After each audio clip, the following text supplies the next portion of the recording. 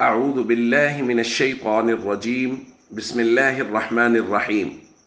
إنما الصدقات للفقراء والمساكين والعاملين عليها والمؤلفة قلوبهم وفي الرقاب والغارمين وفي سبيل الله وابن السبيل فريضة من الله والله عليم حكيم صدق اللہ العظیم۔ اللہ تعالیٰ اس آیت میں مصارف زکوٰۃ کو بیان فرما رہے ہیں کہ کن کن کو زکوٰۃ دی جا سکتی ہے۔ تو فرمایا صدقات فقراء کو دیے جا سکتے ہیں، مساکین کو یعنی محتاج لوگوں کو، مفلسوں کو دیے جا سکتے ہیں، والعاملین علیہا اور وہ لوگ جو زکوٰۃ وصول کرنے پر مامور ہیں ان کو دی جا سکتی، والمؤلفۃ قلوبہم، یہ مؤلفۃ القلوب ان کفار کو کہتے ہیں جن کے دل نرم کرنا مقصود ہوں، یعنی ان کو مال و دولت دیا جائے زکوٰۃ وغیرہ تاکہ ان کے دل نرم ہو جائے۔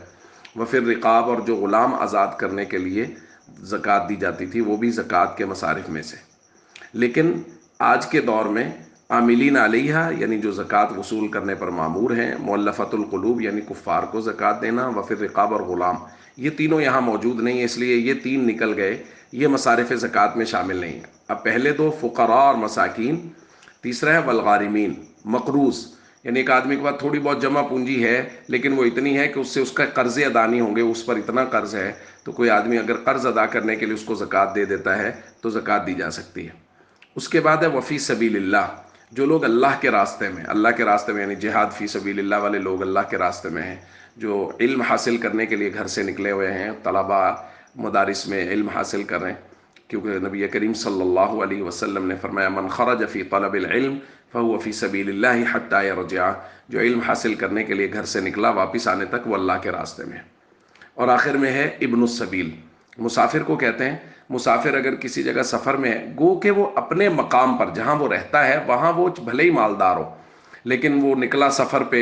شرعی سفر پہ، راستے میں اس کی جیب کٹ گئی، راستے میں اس کے ساتھ کوئی حادثہ پیش آ گیا، مال اس کے پاس ختم ہو گیا، تو اس کو بھی زکوٰۃ دی جا سکتی ہے۔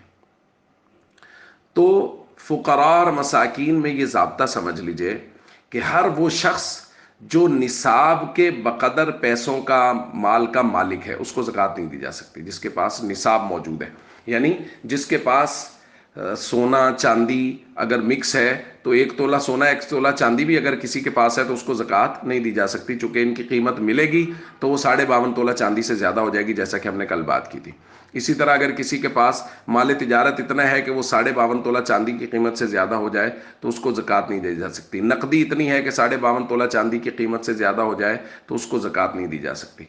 ہمارے یہاں یہ بات بہت معروف ہے کہ ہر بیوہ کو زکوٰۃ دی جا سکتی ہے۔ یاد رکھیے ہر بیوہ عورت کو زکوٰۃ نہیں دی جا سکتی، صرف وہ بیوہ عورت جو نصاب کی مالک نہ ہو، یعنی جس کے پاس تھوڑے بہت پیسے ہوں، 10-20 ہزار 50 ہزار، آج کی تاریخ میں 50-60 ہزار 70 ہزار تک، تاکہ وہ اپنی ضرورت پوری کر سکے، وہ نصاب کی مالک نہ ہو تو اس کو زکوٰۃ دی جا سکتی ہے۔ اگر کوئی بیوہ نصاب کی مالک ہے، اس کے پاس سونا ہے، چاندی ہے، مال تجارت ہے، کچھ نقدی ہے، وہ سب کو ملائیں گے تو 52.5 تولہ چاندی کی قیمت کو پہنچ جائے گا، تو اس بیوہ کو زکوٰۃ نہیں دی جا سکتی۔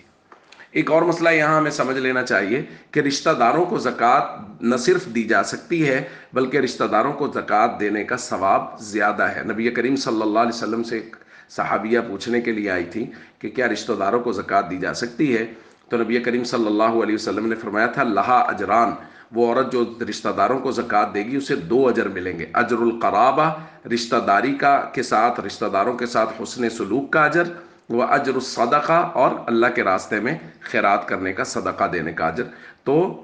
رشتہ داروں کو زکوٰۃ دینا ڈبل ثواب رکھتا ہے۔ تو اس لیے ہم سب کو چاہیے ہم مصارف زکوٰۃ کی چھان بین کر کے، تحقیق کر کے وہاں زکوٰۃ کو دیں، اور خاص طور پہ رشتہ داروں میں اہمیت کے ساتھ دیکھیں کہ جو مستحق ہیں ان کو زکوٰۃ دی جائے۔